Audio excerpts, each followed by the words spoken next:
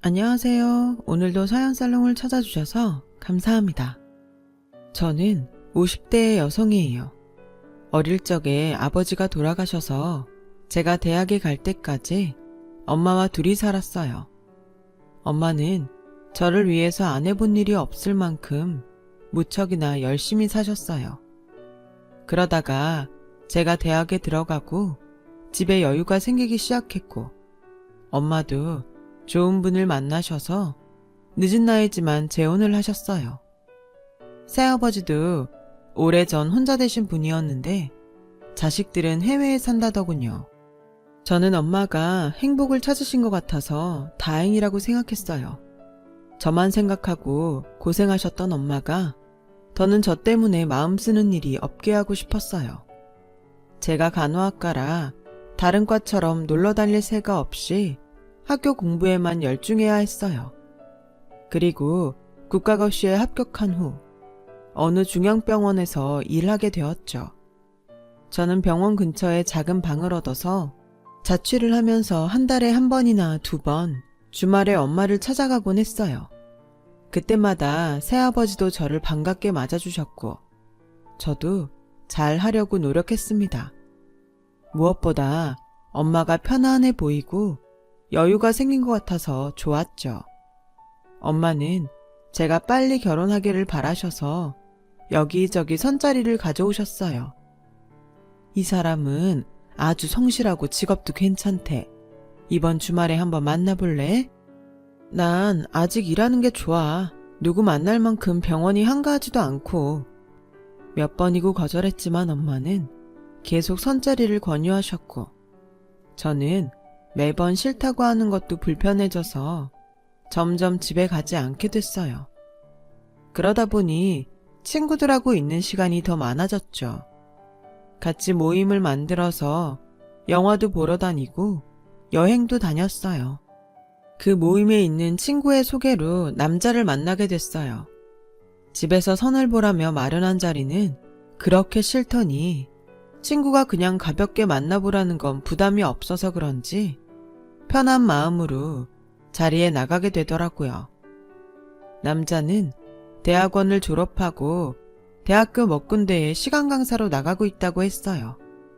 원래 4년제 인문계 대학을 가서 공부하는 게 꿈이었던 저는 지적인 인상을 풍기는 그 남자에게 마음이 끌렸어요.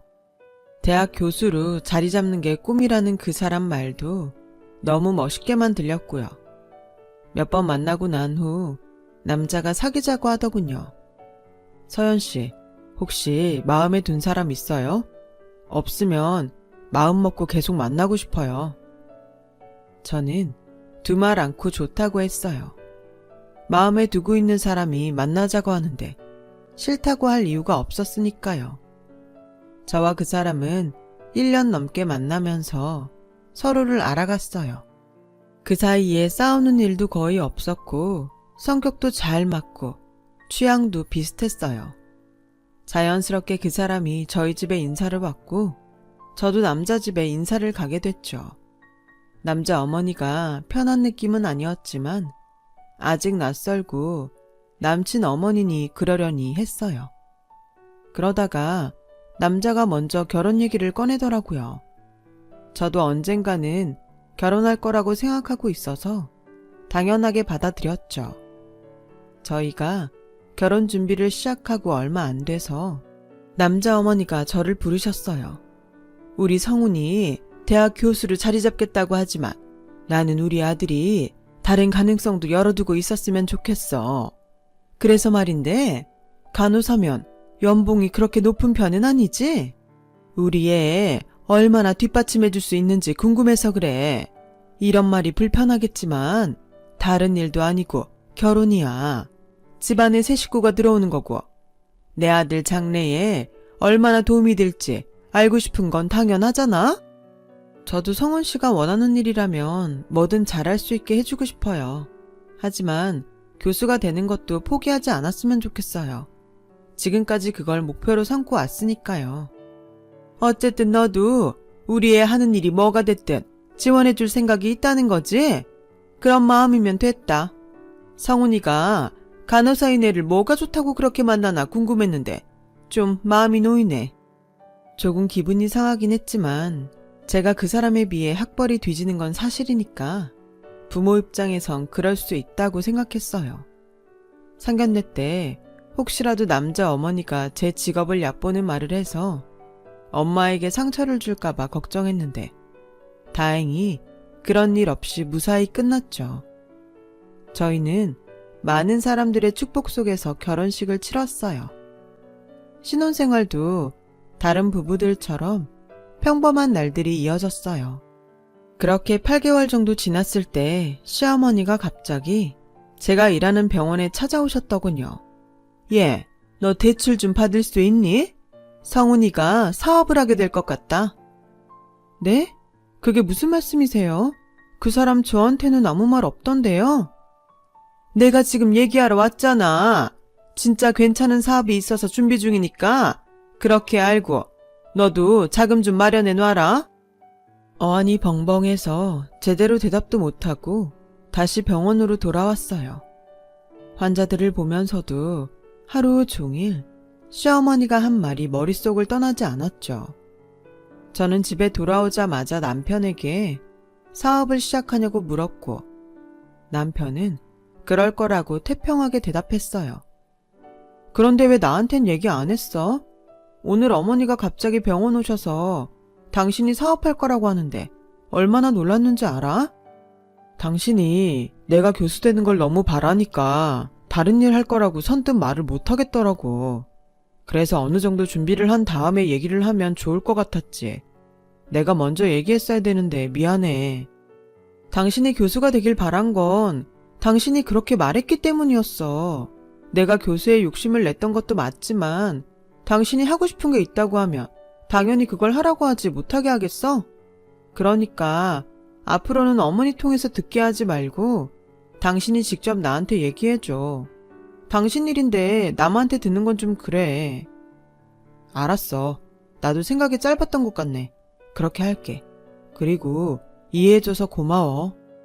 저는 남편이 무슨 사업을 할 건지 물어봤어요. 그랬더니 건축 관련 일이라고 하더군요. 남편의 전공은 사회과학 쪽이라 너무 동떨어진 일 같아서 걱정이 되더군요. 하지만 남편은 불안해할 필요 없다며 큰 소리를 쳤어요. 나한테도 다 소스가 있어. 그냥 시작하는 거 아니라고. 당신은 돈이나 넉넉히 준비해도 처음엔 자금이 좀 들어가니까.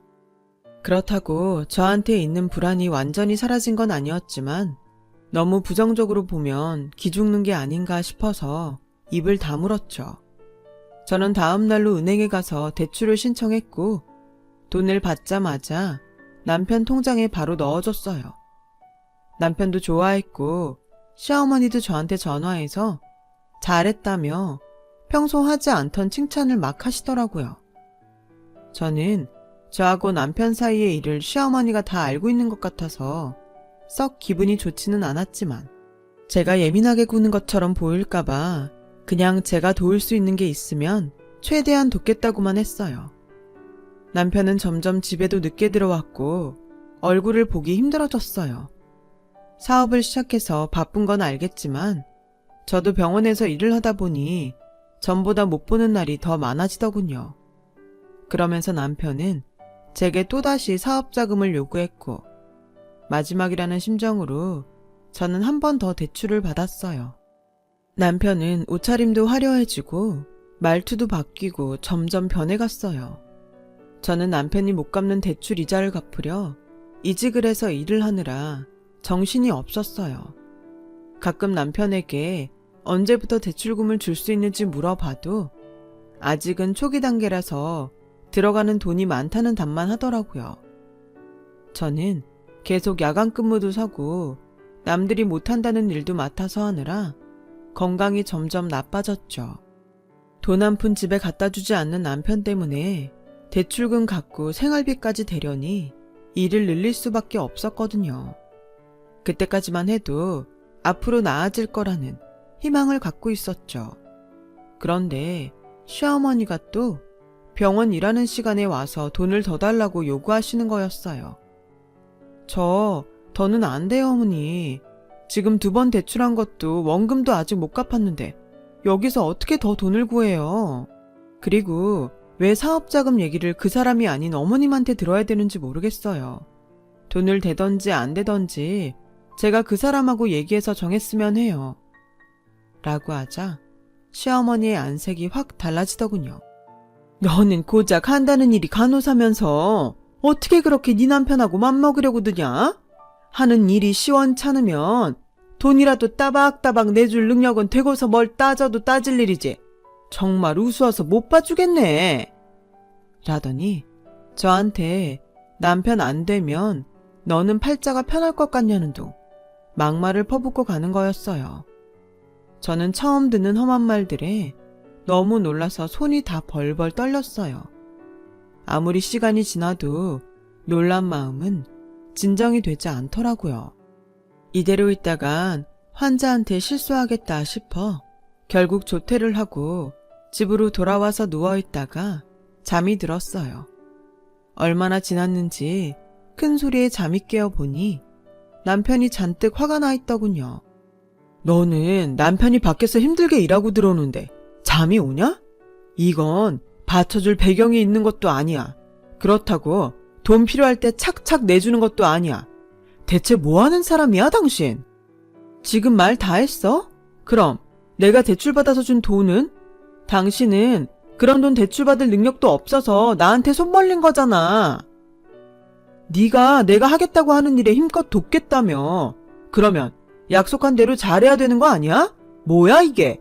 한참 돈 필요할 때 사람 힘들게 만들기만 하잖아. 대체 그 사업이 어떤 거야? 나도 좀 알자. 나한테 제대로 설명한 적도 없잖아. 나도 내가 준 돈 어디에 어떻게 쓰였는지 이젠 좀 알아야겠어. 이건 뭘 하는지 보여주지도 않고 어머니하고만 쑥덕거리니 무슨 속인지 알 수가 있어야지. 지금 내가 엄마하고 얘기하는 것까지 감시하겠다는 거야? 와, 당신 그렇게 안 봤는데 무서운 사람이었구나. 라며 적반하장으로 나오는데 정말 속이 터질 것 같았어요. 남편은 끝내 무슨 사업인지 얘기해주지 않았고 저와 싸우다 말고 집을 나가고 말았어요. 저는 남편이 혹시 돌아올까봐 계속 잠을 못 자고 기다렸지만 남편은 날이 밝고 제가 출근할 시간까지 오지 않더군요. 어쩔 수 없이 저는 남편 제일 친한 친구에게 전화를 걸었죠. 남편이 부동산 투기를 한다는 사실을 알게 됐어요. 재수씨, 모르고 있었어요? 그 자식 지 엄마가 자꾸 바람 넣어서 부동산 쪽으로 완전 빠진 것 같던데요? 땡땡동에 사무실이 있다고 들었는데 그쪽에 한번 찾아가 보세요. 저는 너무 기가 막혀서 말도 안 나왔어요. 건축 관련이라는 건 오래된 건물을 사서 리모델링을 해서 다시 파는 걸 그렇게 말한 거였더라고요. 거기에 땅 투기에도 손을 댔다는데 그런 걸 어떻게 한마디도 하지 않을 수가 있는지 배신감이 들었어요. 제가 반대할까봐 그랬다고 해도 제가 준 돈이 어떻게 쓰이는지 전혀 몰랐다는 게 너무 분하고 화가 나더군요. 너무 믿었던 거죠. 병원 근무가 끝나자마자 정신없이 택시를 타고 남편 사무실이 있다는 곳으로 갔어요. 막상 사무실 앞에 도착하니 들어갈 용기가 나지 않아 망설이고 있는데 얼마 지나지 않아서 남편이 밖으로 나오는데 혼자가 아니었어요. 보기에도 세련되고 돈 많아 보이는 여자가 남편 옆에 있었어요. 두 사람은 고급 외제 승용차를 타고서 어디론가 가더군요. 저는 다시 택시를 타고 두 사람을 쫓아갔어요.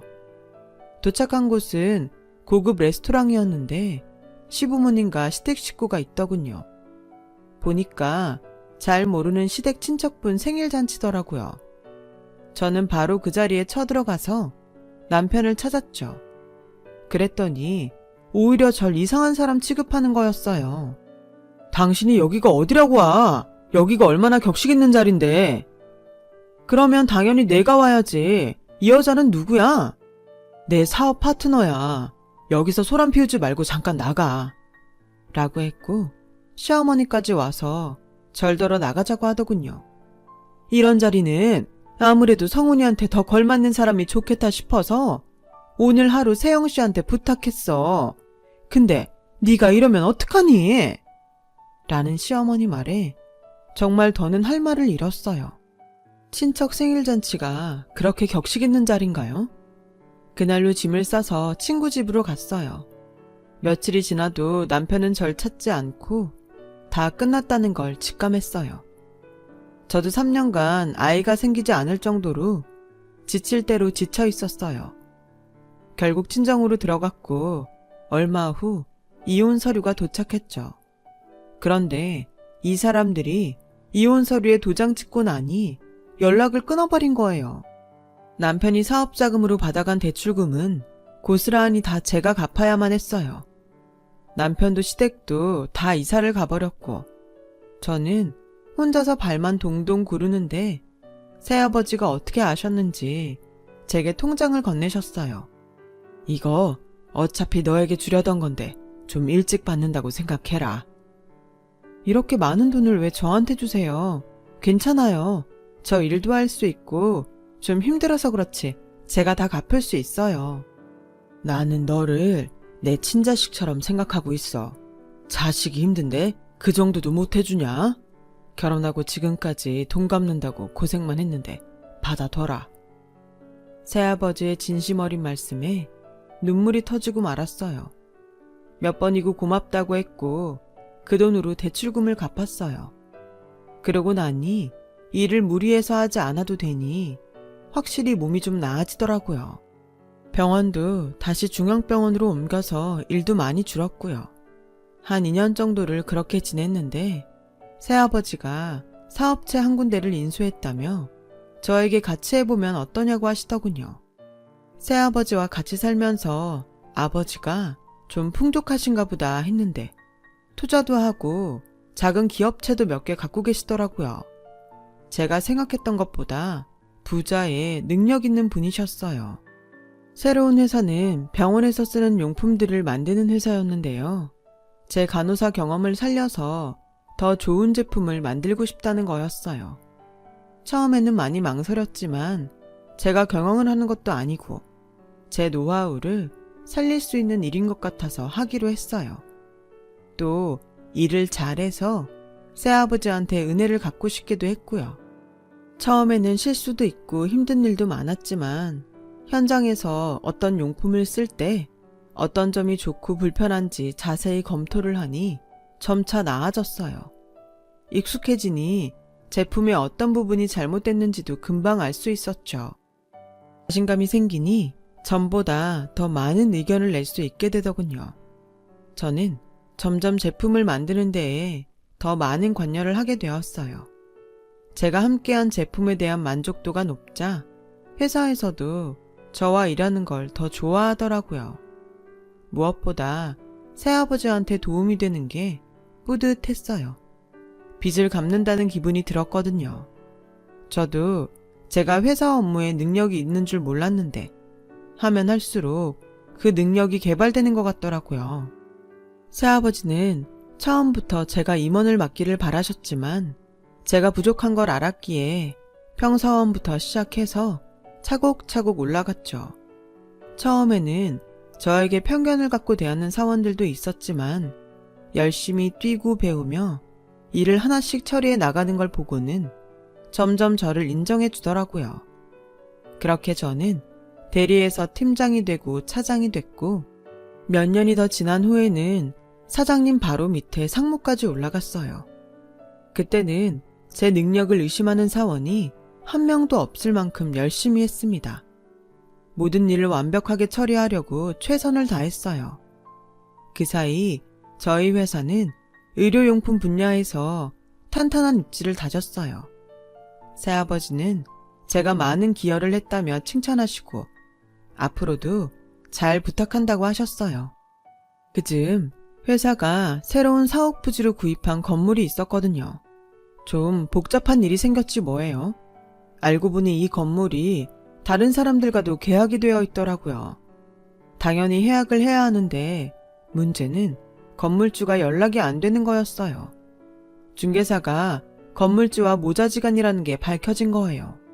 완전히 당했다는 생각에 경찰에 신고를 하고 소송에 대비해서 변호사를 선임했어요.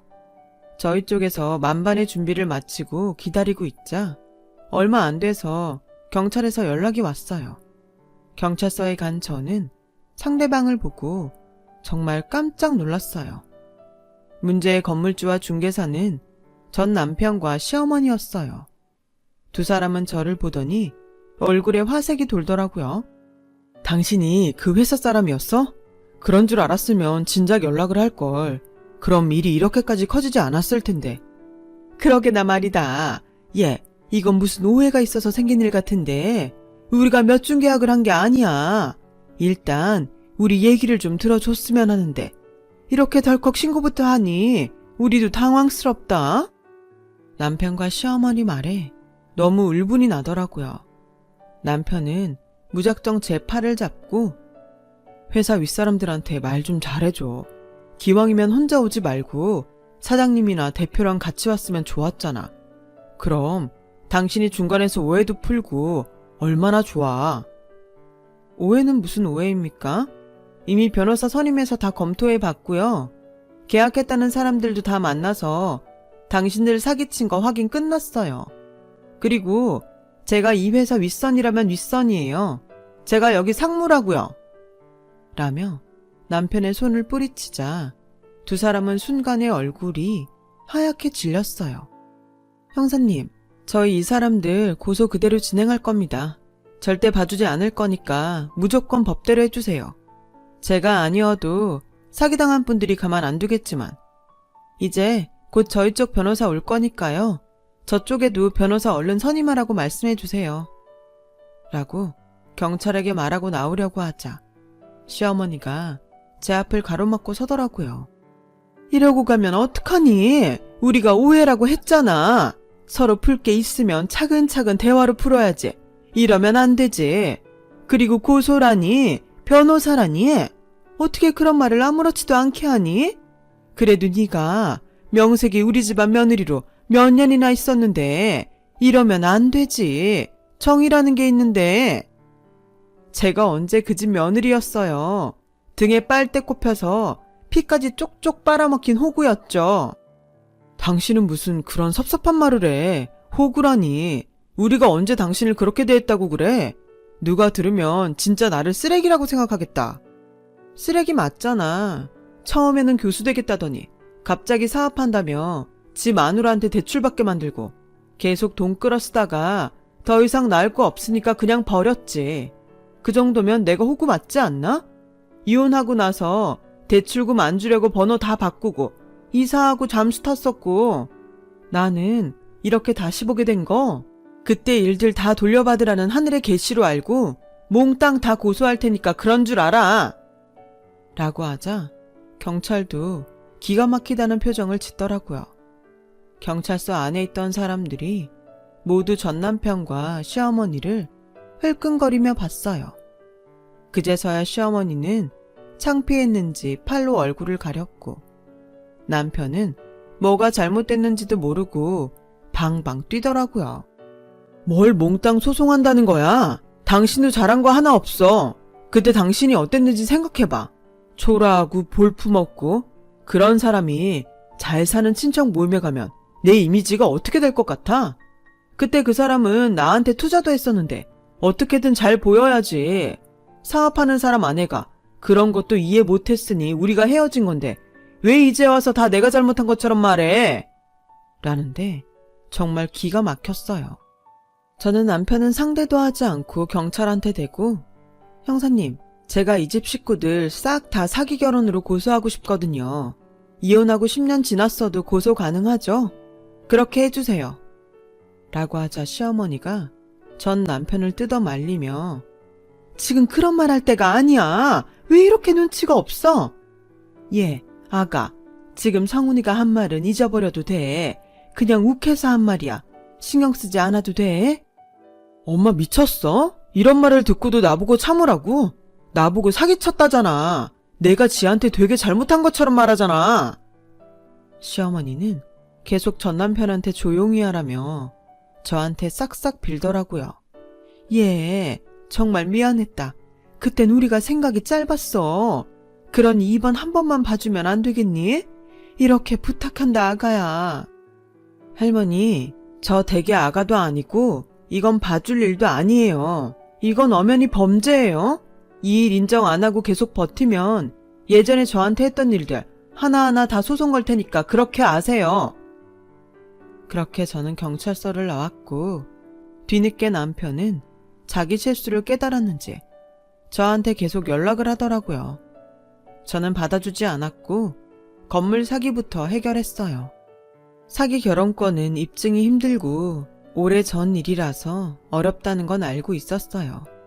그냥 소송을 걸어본 것만으로도 뭔가 후련해지더군요.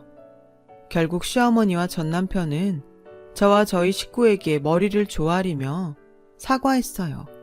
법대로 처벌도 받았고요. 두 사람은 나란히 징역 1년을 구형받았고 집행유예도 되지 않았어요. 워낙 많은 사람이 당했고 죄질이 나빴기 때문이라더군요. 나중에 들리는 얘기로는 집안 재산도 다 말아먹고 교도소에서 나와서는 아무한테도 알리지 않고 어디로 갔다더군요. 저는 그 후로 뒤늦게 좋은 사람을 만나서 결혼식을 올리고 행복하게 살고 있어요. 친구처럼 인생의 동반자로 평생을 함께하기로 했죠. 새아버지와 엄마도 건강히 잘 지내고 계시고요. 이렇게 돌아보니 삶에는 인과응보라는 게 있더라고요. 저도 잊지 않고 좋은 일 많이 하면서 좋은 사람들과 행복하게 살고 싶습니다. 제 얘기는 여기까지입니다. 들어주신 분들 모두 감사드리고 행복하고 좋은 일만 있기를 매일 기원할게요. 오늘도 좋은 시간 보내세요. 여러분, 사연 댓글에 응원과 현명한 조언 부탁드려요. 좋아요와 구독은 저에게 큰 힘이 됩니다. 오늘도 좋은 일 가득하세요.